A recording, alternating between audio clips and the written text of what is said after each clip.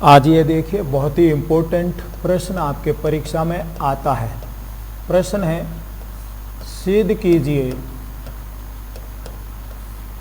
कि √3 एक अपरिमेय संख्या है।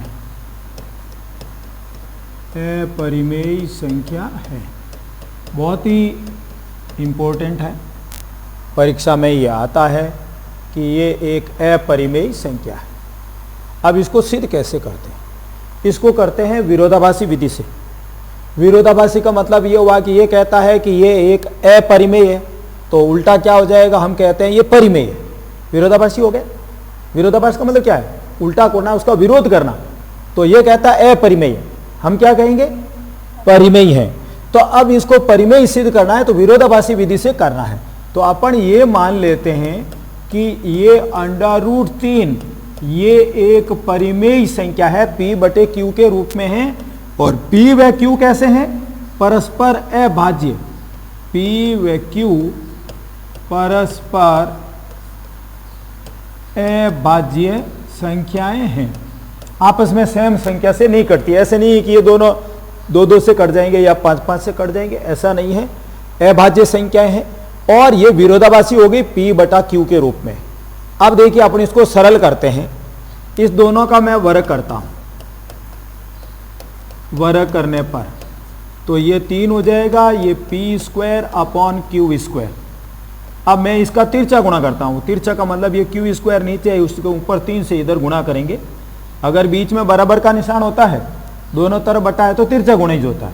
अब ये 3Q² हो जाएगा और इधर नीचे गुणा करेंगे। इस 3 के नीचे 1 है, कुछ भी नहीं मतलब 1 होता है। तो P² = 3Q²। ठीक है। अब इसका मतलब क्या हुआ? देखिए इसका मतलब ये हुआ कि यूक्लिड की अगर अपन प्रमेय काम में लेते हैं, A = BQ + R। R शेषफल होता है।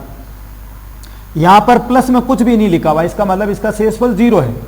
क्लियर हो गया? 3Q² प्लस कुछ भी नहीं है तो शेषफल 0 है। इसका मतलब ये P² है वो 3 से भाज्य होगा। तो मैं यहां पर लिखूंगा P² 3 से भाज्य है, मतलब 3 का भाग इसमें जाता है। अब देखिए किसी के वर्ग में अगर 3 का भाग जाता है, कोई भी संख्या का वर्ग है उसमें 3 का भाग जाता है, तो इसका मतलब वर्ग हटाएंगे तो उसमें भी भाग जाएगा। इसलिए P भी 3 से भाज्य है। देखिए जैसे आपको मैं कहता हूं कि ये 6 का स्क्वायर है, ये 3 से भाज्य है, मतलब 6 का स्क्वायर मतलब 36। तो 36 3 से भाज्य है, 3 का भाग जाता है 36 में 12 बार जाता है। अब मैं इसका अगर वर्ग हटा दूं, ये हटा दूं, तो 6/3 तो भी तो भाग जाएगा ना। तो इसलिए मैंने लिखा P² 3 से भाज्य है, तो P भी 3 से भाज्य होगा।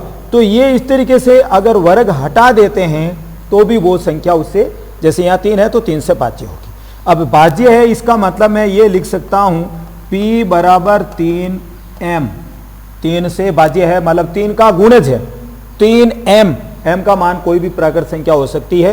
तो ये मैंने एक चीज इसके अंदर मान ली कि P = 3m। इसको मैं समीकरण 1 मान लेता हूं, इसको 2। अब देखिए इस 2 का मान मैं 1 में रख देता हूं इस समीकरण में। तो यहां से लिखूंगा 2 का मान 1 में रखने पर, अब देखिए इसमें रखेंगे तो क्या हो जाएगा? यहां पर लिख देता हूं ये 3m, ये P का मान 3m। मेरे को कुछ नहीं, यहाँ P की जगह लिख देना जस्ट। तो ये इसका m² हो जाएगा, ये 3Q²।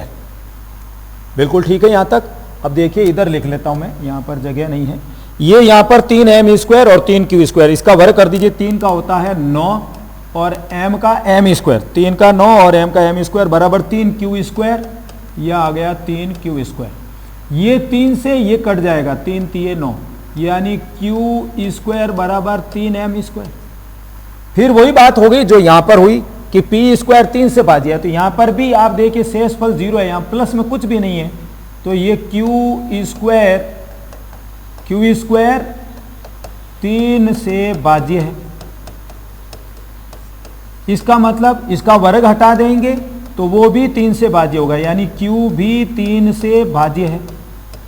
अभी मैंने आपको बताया ना, यहाँ पर ये आप देखिए, यहाँ पर अगर उसका वर्ग 6 का वर्ग 3 से भाज्य है तो वर्ग हटा दो, 6 घात 2 हटा दो तो 6 बचा, तो 6 में भी 3 का भाग जाएगा। तो ये होता, वर्ग हटने पर भी वो भाज्य होती है। तो q भी 3 से भाज्य है, यानी q बराबर 3n लिख सकता हूं। समीकरण नंबर कुछ भी 3 लिख दें, यहाँ पर 2 तक हो चुका, ये 3। अब आप देखिए, मैंने यहाँ पर समीकरण 2 व 3 से,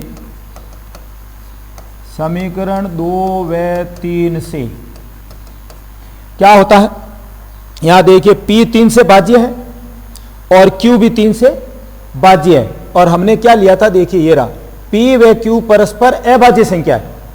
और यहां पर क्या हो गया, p और q दोनों ही 3 से भाज्य है, यानी 3 का भाग जाएगा। यानी हमने जो सपोज किया, हमने जो माना वो गलत माना।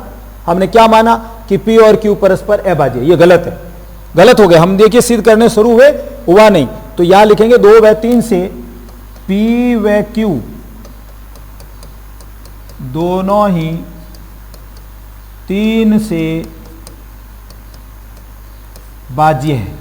तो फिर हमने जो माना कि परस्पर अभाज्य, वो तो गलत हो गया। तो अब क्या लिखेंगे, अतः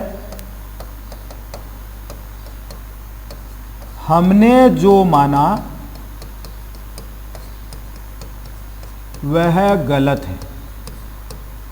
हमने जो माना वो गलत है। हमने क्या माना कि वो अभाज्य है, ये गलत है। इसका मतलब हमने ये माना कि ये p बटा q है, ये भी गलत है। यानी ये परिमेय संख्या नहीं है, ये अपरिमेय हो गई।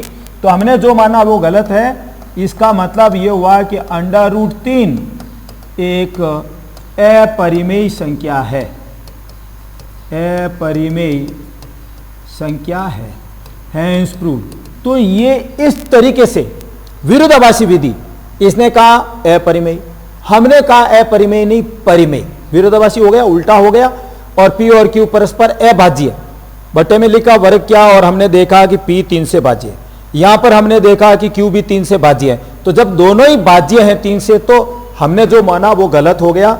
इसका मतलब है कि इसका सही है, यानी ये एक परिमेय संख्या है। तो इस तरीके से आपको ये प्रश्न करना है, आप इसको याद करें, √2 का आप करें।